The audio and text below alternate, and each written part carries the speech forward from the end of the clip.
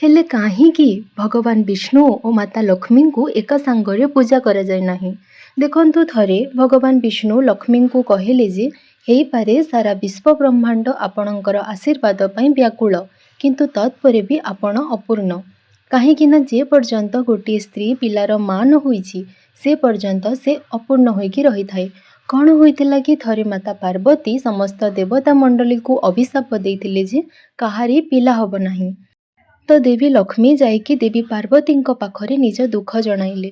ଦେବୀ ପାର୍ବତୀଙ୍କୁ କହିଲେ, ଆପଣଙ୍କର 2 ପୁତ୍ର ମଧ୍ୟରୁ ମୋତେ ଗଣେଶଙ୍କୁ ଦିଅନ୍ତୁ। ତ ଦେବୀ ପାର୍ବତୀ କହିଲେ, ହଁ ମୁଁ ତୁମର ଦୁଃଖ ବୁଝିପାରୁଛି ଓ ଗଣେଶକୁ ଦେବି।